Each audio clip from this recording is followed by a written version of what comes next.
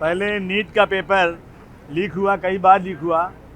22-23 लाख विद्यार्थियों ने तैयारी किया था, उनको फिर से एग्ज़ाम के लिए तैयारी करनी पड़ी। बहुत उनके पैसे ख़राब हुए, बहुत समय ख़राब हुआ, बहुत मेहनत ख़राब हुई। अभी भिवंडी में टीईटी का पेपर भी लीक हो गया। मतलब ये क्या बना रखा है, मजाक बना रखा है। सरकार जो है बिल्कुल ध्यान नहीं है और जो है भ्रष्टाचार बढ़ता जा रहा है। मैं समझता हूँ कि लूट मची हुई है और आज जो है नौकरी दे नहीं सकते, बच्चे पढ़ना चाहते हैं वो पढ़ाई नहीं हो सकती।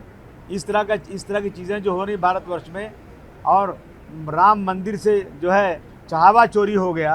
मैं समझता हूँ इस सरकार को तो अपनी जो है मोनल रिस्पॉन्सिबिलिटी लेते हुए इनको खुद जो है रिज़ाइन कर देना चाहिए और शर्म आना चाहिए इस सरकार को, जो अपने उनके राज्य में सारा काम जो है बिल्कुल भ्रष्टाचार, बेईमानी और लूट मची हुई है।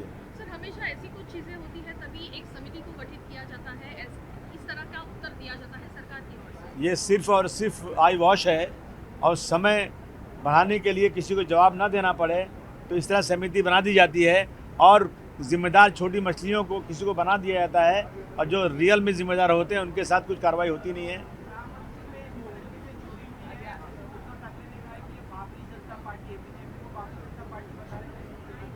मैं ये ज़रूर कहूँगा कि राम मंदिर के नाम पर, राम को हम लाए हैं, हमको चुन के लाइए।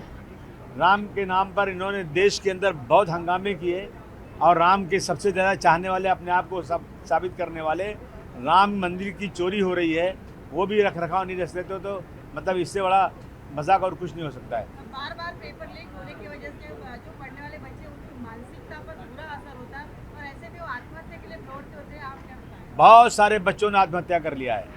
आप देख लीजिए, कॉकरोच पार्टी जो है कितने दिनों से बैठी हुई है इसी के ऊपर कि जो हमारे एजुकेशन मिनिस्टर है उनको इस्तीफा देना चाहिए, उनको जो है अपनी रिस्पॉन्सिबिलिटी को ख्याल करना चाहिए, परंतु सरकार की चमड़ी इतनी मोटी है कि सरकार कुछ सुनने को तैयार नहीं। धर्मेंद्र प्रधान को मतलब इनका पार्टी पर मतलब सपोर्ट कर रहे हैं। 100% सपोर्ट कर रहे हैं, सपोर्ट कर ही रहे हैं। मैं कई बार कह चुका हूँ कि मोरल रिस्पॉन्सिबिलिटी होना चाहिए।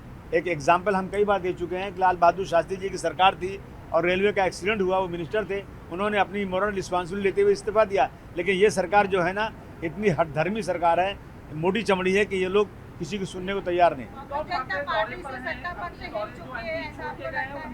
कांग्रेस जनता पार्टी से क्या कहना चाहते हैं? क्या क्या उद्धव ठाकरे अब विजिट पे हैं, जो एमपी छोड़ते गए हैं, उद्धव ठाकरे की पार्टी को उनके क्षेत्र में है, किस तरह से देखते हैं? नहीं, अभी उद्धव ठाकरे जी का भी चेहरा सामने आ रहा है।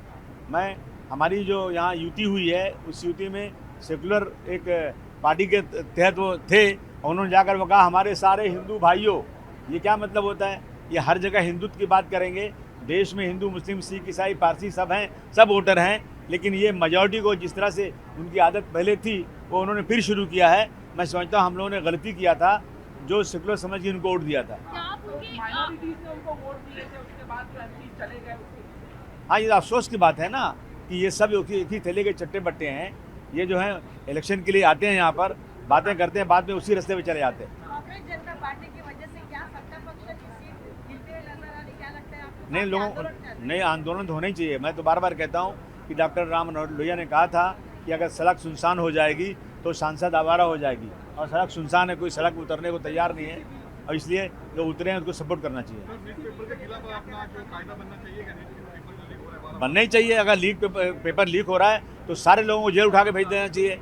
ये क्या मतलब है? कमेटी बनाना, इंक्वायरी करना, ये सब ढकोसलेबाजी है। संजय लीला पाटिल ने जिस प्रकार से वक्तव्य पत्रकारों के लिए किया है, परंतु अभी तक उनके ऊपर में किसी प्रकार से कोई कार्रवाई करते हुए कोई दिखाई नहीं दे रहा। क्या उन्हें इस प्रकार से मतलब सपोर्ट किया जा रहा है? बार बार पत्रकारों के ऊपर में गलत भाषण नहीं, अभी तो मैंने सुना मंत्री बनाने की भी कोशिश हो रही है।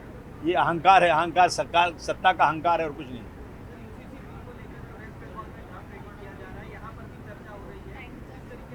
ये हर वो काम करेंगे जिससे मुसलमानों को तकलीफ हो।